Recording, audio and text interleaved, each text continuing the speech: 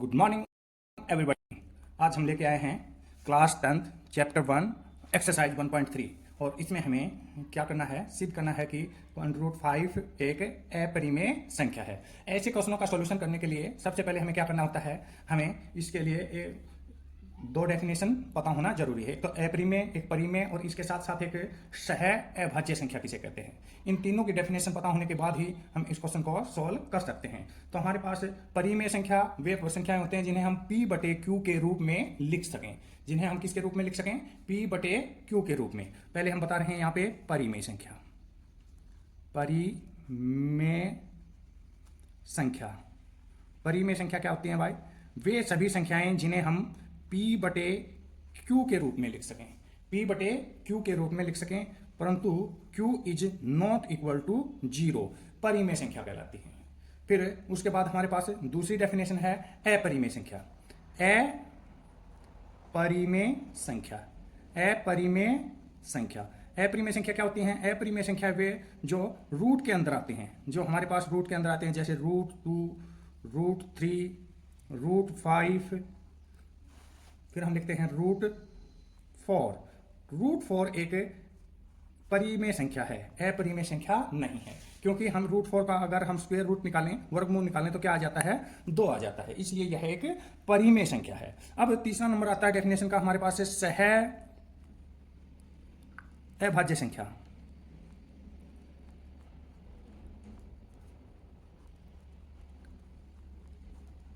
सह अभाज्य संख्या की डेफिनेशन हमने वैसे तो पहले बता चुके हैं, लेकिन फिर भी हम इसको फिर से बताने की कोशिश कर रहे हैं। तो वे सभी संख्याएं, वे सभी 2 या 2 से अधिक संख्याएं, वे सभी 2 या 2 से अधिक संख्याएं जिनका हाईएस्ट कॉमन फैक्टर 2 या 2 से अधिक संख्याएं जिनका HCF क्या हो? 1 हो, क्या कहलाती हैं? सह अभाज्य संख्या कहलाती हैं। अब हमारे पास क्वेश्चन क्या कहता है, एक बार फिर देख लीजिए। सिद्ध कीजिए कि √5 एक अपरिमेय संख्या है। तो इसको सिद्ध करने के लिए हम क्या मान लेते हैं? अपरिमेय ना मान के हम इसको एक परिमेय संख्या मान लेते हैं। क्या मान लेते हैं? हम इसको एक परिमेय संख्या मान लेते हैं। तो हम क्या करेंगे? माना √5 एक परिमेय संख्या है, परिमेय संख्या है। √5 एक कैसी संख्या है? परिमेय संख्या है। अब हमारे पास इस परिमेय संख्या है, तो हम इसको क्या करते हैं? परिमेय संख्या की हमें डेफिनेशन पता है। हमें क्या पता है कि और हमारे पास A और B दो इंटीजर हैं। क्या हैं? पूर्णांक हैं। अब ये दोनों पूर्णांक क्या हैं? तो हमारे पास इसको किस के रूप में लिखना है? परिमेय संख्या के रूप में। तो √5 बराबर क्या आ जाएगा? A/B। क्या? क्योंकि हमें डेफिनेशन में पहले सीखा था कि परिमेय संख्या क्या होते हैं? P/Q, और Q is not equal to 0, B is not equal to 0। एक कंडीशन तो ये है। अब हमारे पास इसके साथ साथ हमें क्या करना होता है? इसके साथ साथ हमें इसके परिमेय संख्या दिखाने के लिए हम क्या करते हैं कि इस A और B को हम क्या लेके चलते हैं? सह अभाज्य संख्या। A और B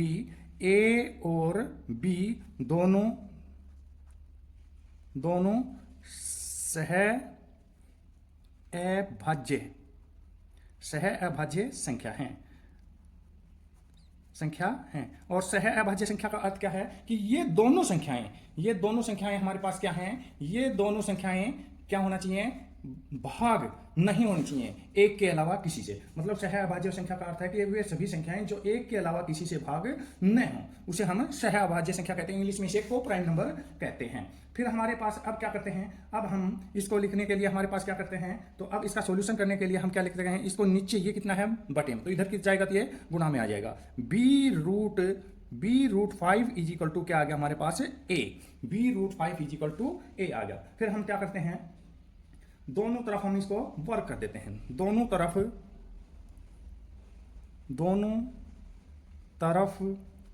वर्ग करने पर,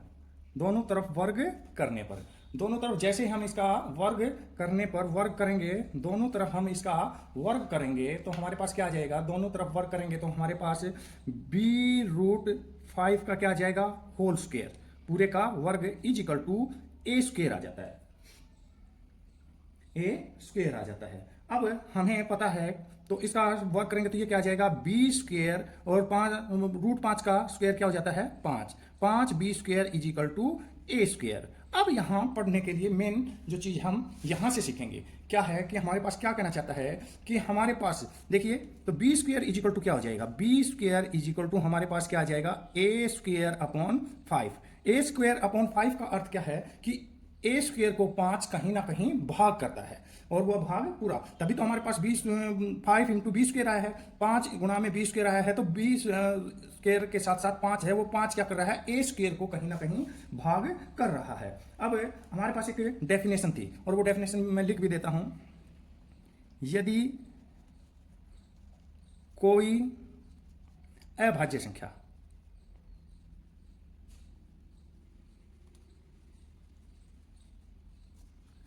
किसी a² को भाग करती है, a² को भाग करती है तो वह संख्या पक्का a को भी भाग करेगी। वह संख्या क्या करेगी, a को भी पक्का भाग करेगी। यहां हम एक उदाहरण लेके चलते हैं, जैसे 225 है, क्या है 225, और 225 को हम किससे भाग देते हैं 5 से, 5 से भाग देंगे तो क्या आ जाएगा 5 चौके 20 और बच जाएगा हमारे पास 2 उतारा 5, 5 5 25, 5 5 25। अब 225 क्या है, 15 का वर्ग है। अब 15 का वर्ग है तो हमने a² लेके चले 225, फिर हमारे पास उसका वापिस a लेके चले, a कितना हो जाएगा 15, और वह 15 किससे भाग हो रहा है, पक्का 5 से भाग हो रहा है, तो 5 दिया 15, क्या बच गया 0। तो एक तो हमारे पास ये डेफिनेशन सिद्ध हो गई है कि हमारे पास कोई अभाज्य संख्या है वह किसी a² को भाग करेगी तो पक्का वह a को भी भाग करेगी। जैसे 225 हमारे पास किसका वर्ग था 15 का, तो 225 से क्या भाग 5 से भाग हो रहा है, इसी प्रकार 15 भी 5 से भाग पक्का होगा। ये हमारे पास डेफिनेशन है। अब हमारे पास ये हमें क्यों निकाला, ए क्यों निकाला, क्योंकि हम क्या मान के चल रहे हैं, ए और बी मान के चल रहे हैं। ये देखिए ए और बी, हमें वैल्यू किसकी चाहिए, ए और बी की वैल्यू चाहिए, इसलिए हम वापस किसको लेके आ रहे हैं, ए की वैल्यू निकालना चाहते हैं। और ए की वैल्यू निकालने के लिए हमें क्या करना पड़ेगा, a² हम लेके चले थे 225, तो भाग किया 45 पे गया, और फिर a क्या आ गया था हमारे पास 15 और वो 3 पे। इसी प्रकार अगर हम कोई a हमारे पास कोई ज्ञात संख्या न होकर हमारे पास एक कांस्टेंट कोफिशिएंट ना होकर कोफिशिएंट है, तो अब हमारे पास क्या है, तो हम a को भी किसी संख्या से भाग गया है, c पे चला गया है। अब c है तो अब हमें इसका क्या करना है, c पे चला गया तो a इज इक्वल टू हम क्या लिख सकते हैं 5c लिख सकते हैं। एक कंडीशन हमारे पास क्या आई थी, a इज इक्वल टू जो हमारे पास है, एक हमारे पास कंडीशन यहाँ पे ये आई थी, इसको हम कंडीशन 1 कह देते हैं। तो हमारे पास हम क्या आता था 5b² is equal to a², और एक कंडीशन हमारे पास ये आ गई है a is equal to 5c। अब दोनों तरफ वर्क करने पर, दोनों तरफ वर्ग करने पर वर्क करेंगे तो हमारे पास क्या आ जाएगा a² is equal to 5c का होल स्क्वायर। अब हमारे पास a² इज इक्वल टू क्या आ जाएगा 25c² आ जाएगा।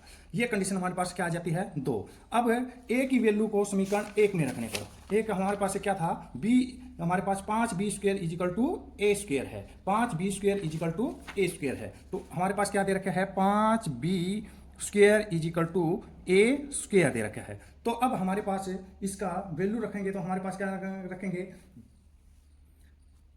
5b² इज इक्वल टू हमारे पास क्या आ जाएगा, इस a² की जगह 25c² हो जाता है। फिर हम इसको काटेंगे तो 5 एकम 5, 5 5 25, b² इज इक्वल टू वापिस क्या आ गया हमारे पास 5c²। और अब हम इसको क्या लिख सकते हैं, अब हम इसको लिख सकते हैं 5c² is equal to b²। हमने अभी कंडीशन पढ़ा था कि 5 क्या है b² को डिवाइड करेगा, 5 किसको डिवाइड करेगा 5 b² को विभाजित करेगा, तो वह b² को भी विभाजित करेगा। भी दोनों क्या थे? दोनों सह अभाज्य संख्या। दोनों कैसी थी? दोनों संख्या सह अभाज्य। कैसी संख्या थी? सह अभाज्य संख्याएं थी। दोनों संख्याएं कैसी थी? सह अभाज्य संख्याएं थी। फिर दोनों में, और ये दोनों ए और बी हो किससे भाग रही हैं? 5 से। तो ये हमारे पास क्या आ गया कि विरोधाभास। दोनों एक के अलावा ए और बी दोनों भाग नहीं हो रही थी एक के अलावा किसी से भी, लेकिन लास्ट में हो किससे गई? 5 से। तो हमारे पास ये क्या क्या है? यहां एक विरोधाभास है, भास है। इसलिए √5 एक अपरिमेय संख्या है। अपरिमेय संख्या है। लेके चले थे हम इसको परिमेय, लेकिन क्या हो गया? विरोधाभास के कारण ये हो कैसी गई? अपरिमेय। इस प्रकार सिद्ध होता है। इस प्रकार सिद्ध होता है। ये हमारे पास सॉल्यूशन इसका। अगला क्वेश्चन देखिए। अगला क्वेश्चन क्या कहता है? सिद्ध कीजिए कि 3 + 2√5 एक अपरिमेय संख्या है। अपरिमेय संख्या है। सेम इसी क्वेश्चन को भी क्या मान लेते हैं? माना। हम उल्टा मान के चलेंगे। माना क्या मान लेते हैं? 3 + 2√5 एक परिमेय संख्या है। परिमेय संख्या है। क्या है कि? परिमेय संख्या है। अब इसका सॉल्यूशन करने के लिए हमारे पास क्या करना पड़ेगा? परिमेय संख्या है तो परिमेय संख्या की हमें डेफिनेशन पता है कि इसको किसकी फॉर्म में लिख सकते हैं? 3 + 2√5 बराबर क्या आ जाएगा? a/b हो जाएगा। a और b कैसी हैं? a और b सह अभाज्य संख्या हैं। अभाज्य संख्या हैं। ए और बी दोनों कैसे हैं? सह अभाज्य संख्या। सह अभाज्य संख्या की डेफिनेशन पिछले क्वेश्चन में भी बताया था कि एक के अलावा किसी से भाग नहीं होती हैं। अब हमारे पास इसका क्या करना है? हमें सॉल्यूशन करेंगे तो हमारे पास क्या करना पड़ेगा? देखिए, सॉल्यूशन करने के लिए हमारे पास क्या करते हैं? तो अब हमारे पास क्या करेंगे? 2√5 बराबर क्या आ जाएगा? a/b, और ये उधर जाएगा तो क्या हो जाएगा? -3।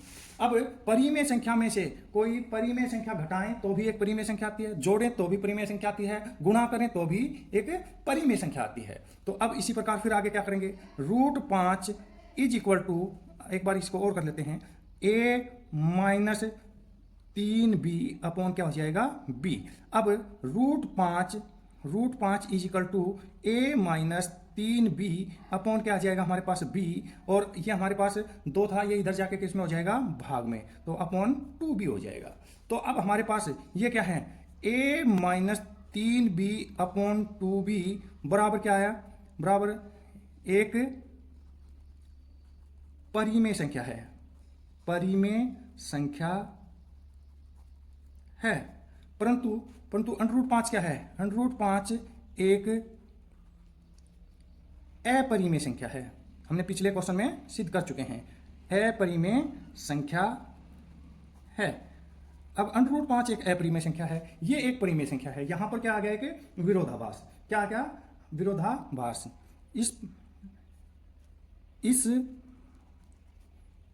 तथ्य में एक विरोधाभास है। विरोधाभास है। तो विरोधाभास है तो हम लेके क्या चले थे? परिमेय। तो इसका मतलब ये कैसे होगी? कि अपरिमेय संख्या। विरोधाभास है क्यों? क्योंकि हमारे पास √5 एक अपरिमेय संख्या है। तो इस प्रकार सिद्ध होता है कि क्या लेके चले थे? 3 + 2√5 एक अपरिमेय संख्या है। अपरिमेय संख्या है। इस प्रकार यह सिद्ध होता है।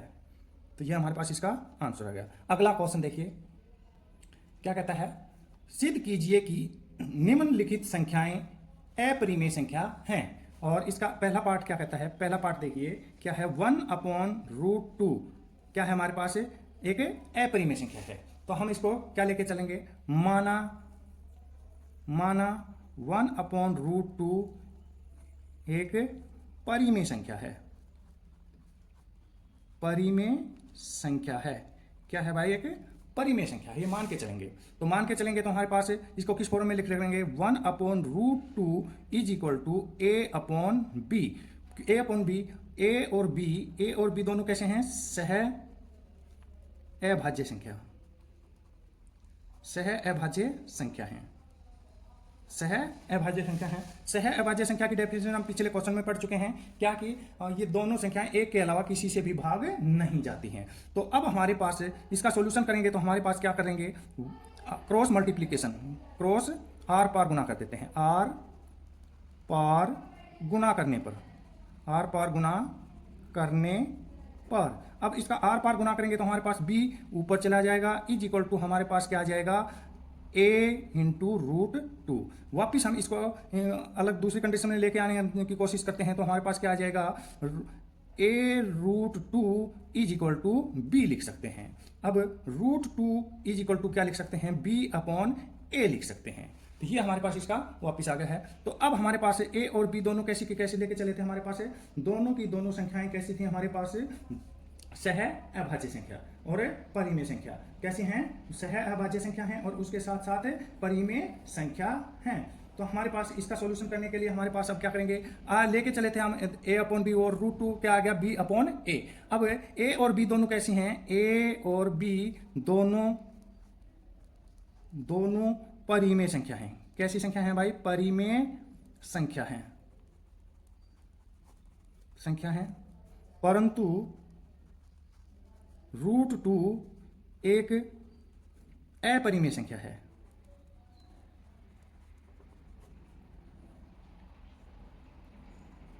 संख्या है। √2 कैसी आ गई हमारे पास? अपरिमेय संख्या। अब हमारे पास है तो 1/2 रूट भी कैसी होगी? तो हमारे पास यह है कि यहां एक विरोधाभास है, यहां एक विरोधाभास है, भास है। √2 एक अपरिमेय संख्या है, संख्या है। तो 1/√2 भी एक अपरिमेय संख्या होगी।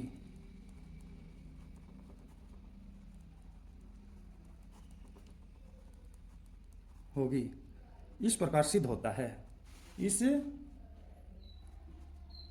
प्रकार सिद्ध होता है।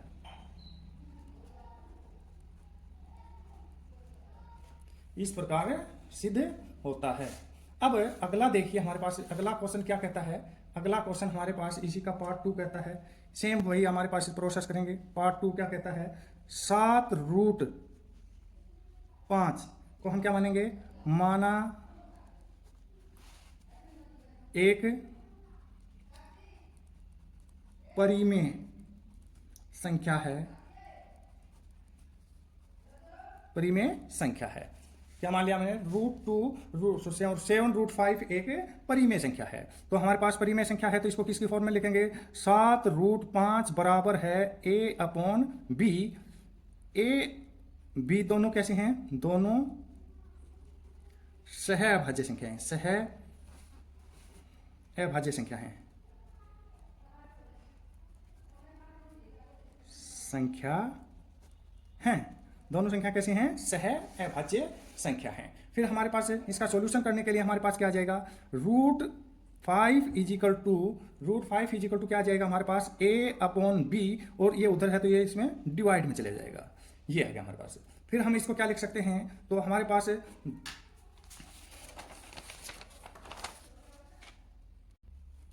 क्या था हमारे पास? √5 इज इक्वल टू हमारे पास क्या आ गया? a/7√b आ गया है। तो हमारे पास a/7b एक परिमेय संख्या है, परिमेय संख्या है। संख्या है, परंतु √5 एक अपरिमेय संख्या है।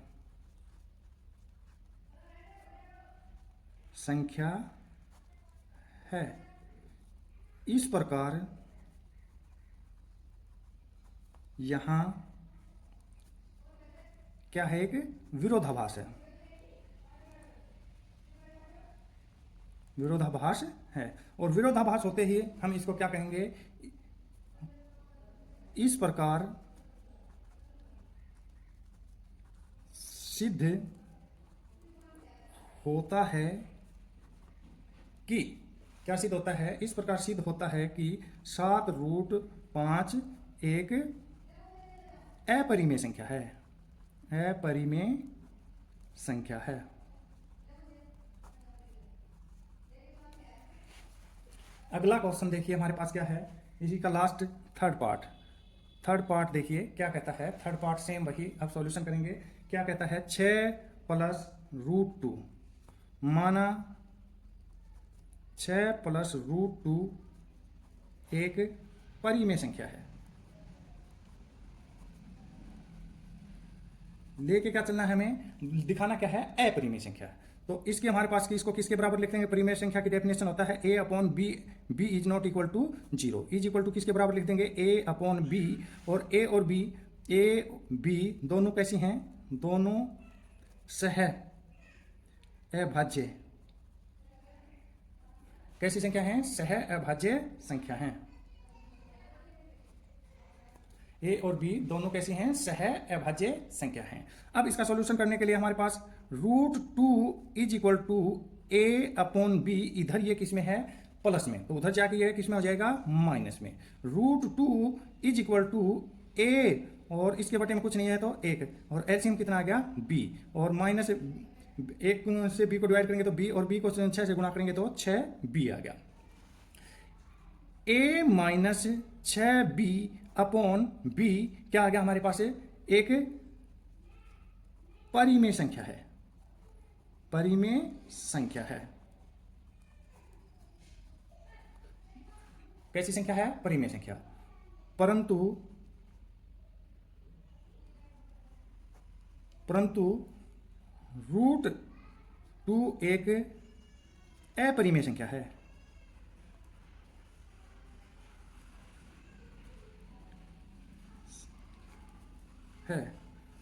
इस प्रकार यहां एक विरोधाभास है।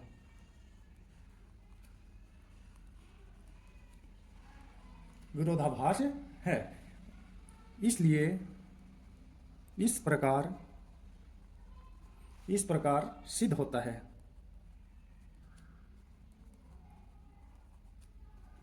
है कि 6 + √2 एक अपरिमेय संख्या है।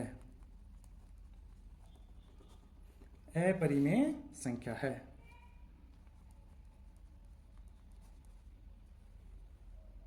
मैथ को अच्छे से पढ़ने के लिए इस चैनल को सब्सक्राइब करें। धन्यवाद।